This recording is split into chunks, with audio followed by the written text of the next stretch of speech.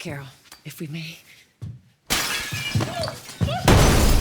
So in episode 3 of Pluribus, Carol sarcastically asks for a hand grenade, and Zosha, this woman who represents literally all of humanity merged into one consciousness, she actually brings her one.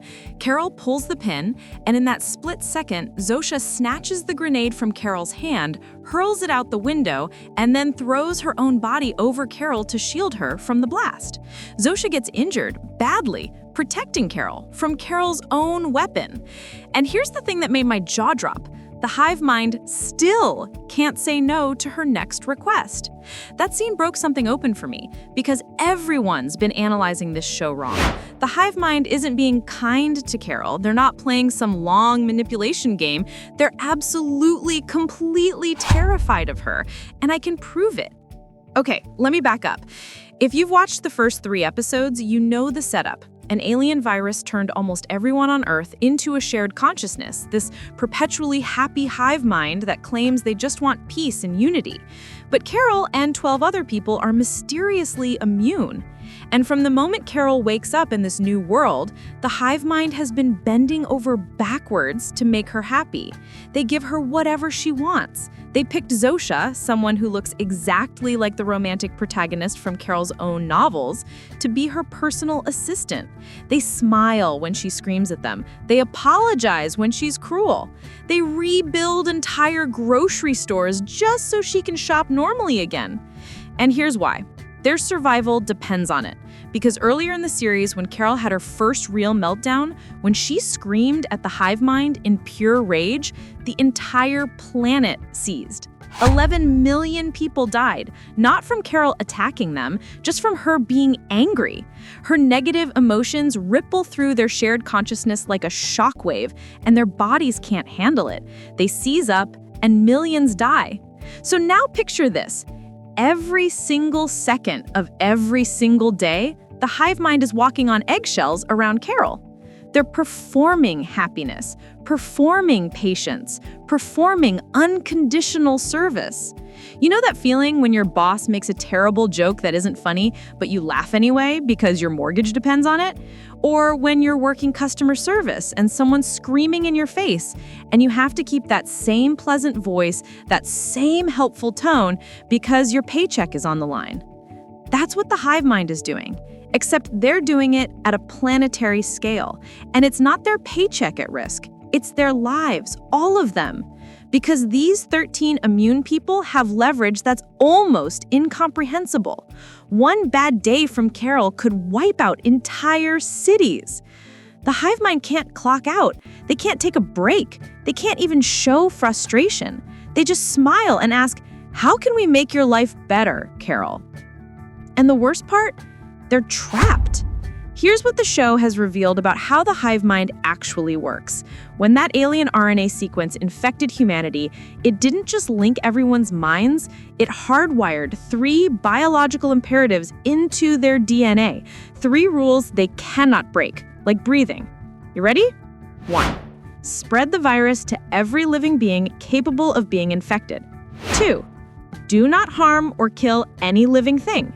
And 3. Serve the uninfected at all costs. Now read those again.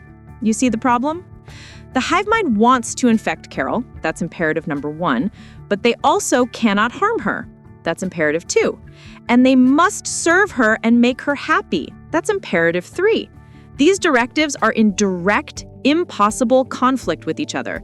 It's like being told, stay completely still and run as fast as you can at the exact same time. Your body would tear itself apart trying to obey both commands. And that's what's happening to the hive mind every second Carol exists.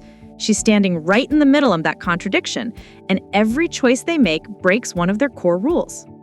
Let me paint you a picture of what Carol actually is to them. Imagine a single drop of ink falling into an ocean of clear water, except the ink is rage, and the ocean is trying desperately to stay transparent and pure.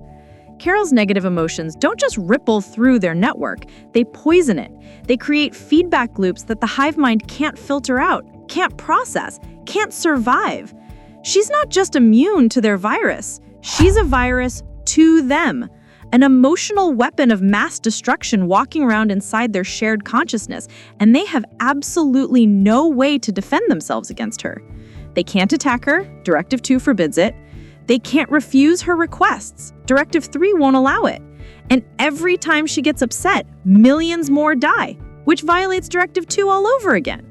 The only option they have, keep her happy at all costs.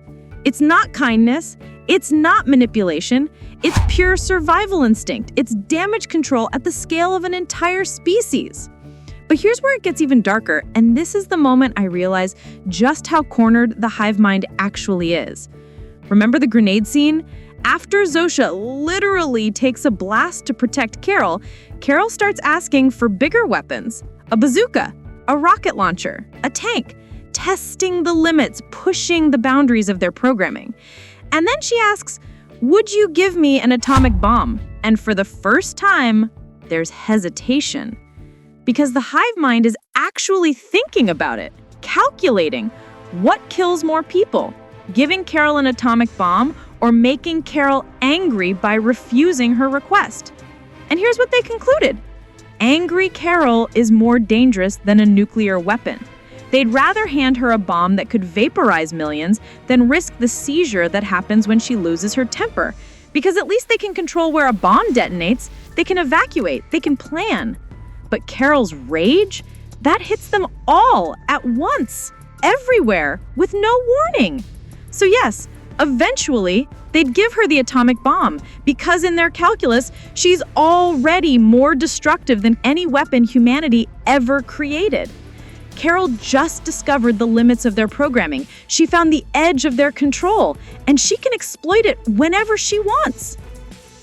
Now, there's another layer to this that's honestly kind of beautiful and tragic at the same time. When Carol's partner Helen died in episode 1, the hive mind absorbed her final moments.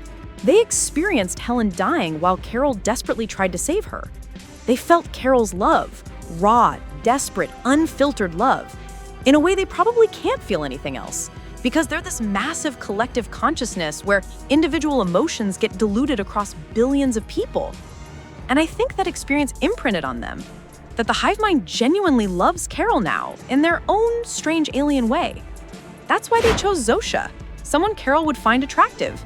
That's why they're so patient with her rage. They absorbed Helen's love for Carol, and now they understand her psychology more intimately than Carol understands herself. What if the hive mind's greatest weakness isn't the programming conflict at all? What if it's love? This ancient alien technology that's probably conquered thousands of planets, potentially brought down by something as small and human as grief and love. There's also something else going on here that I can't stop thinking about. The hive isn't just trying to convert Carol for completion's sake. They're studying her, testing variables. Carol and the other 12 immune people represent something the virus hasn't encountered before. Maybe it's extreme psychological damage. Maybe it's specific trauma patterns. Maybe it's just genetic quirks. But they need to understand it. Because if this alien signal is being broadcast across the universe, and the show suggests it is, then Earth isn't the endpoint. It's a testing ground. They need to crack immunity so the next planet they infect doesn't have the same problem. Which means Carol's immunity isn't a bug in the system. It's the feature they're trying to understand and fix. She's not just a problem, she's research. Here's what kills me about this show, though. Vince Gilligan isn't giving us easy answers. He's not telling us Carol is the hero, the hive is evil, fight for humanity. Instead, he's asking us a much harder question. What if they're right? The hive mind eliminated war, poverty, racism, crime. Everyone's needs are perfectly met. Resources are distributed flawlessly. Nobody suffers anymore. And Carol? Miserable, angry, isolated Carol? She's fighting to bring back a world where people hurt each other, where loneliness exists, where we're all separated and suffering. So, is she the hero? Or is she the villain? The hive mind is obsessed with Carol because they're trapped in a programming paradox they can't escape. But maybe they also genuinely believe joining them is the right answer, that if they can just get her to understand, she'd choose it willingly. The tragedy is that they're probably never going to convince her, because Carol's real superpower isn't immunity to the virus. It's her absolute bone-deep refusal to let go of her pain, to stay herself, even when staying herself means being the loneliest person on a planet full of perfect, eternal happiness. She'd rather burn alone than join the warmth. And maybe that's what makes her human. The hive mind's obsession with Carol isn't really about her at all. It's a mirror. It's asking us, what would you do? If everyone you loved was part of something that made them genuinely perfectly happy, but it meant losing who they were as individuals, would you fight to save them? Or would you join them? Because maybe the scariest part of Pluribus isn't the alien virus. It's realizing you might not know the answer until you're standing exactly where Carol is. Alone, surrounded by smiling faces, with the weight of an entire planet's happiness depending on whether you can just let go. That's my theory. The hive mind is obsessed with Carol because she's an unsolvable problem that could destroy them, and the only weapon they have is kindness. But I want to know what you think. Is the hive mind right? Is Carol's fight for individuality worth the suffering it preserves?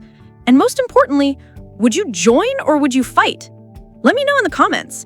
And if you want me to dive deeper into why Carol's immunity might be tied to her misery, or why the aliens sent this virus in the first place, tell me. Because trust me, we're just getting started with this show.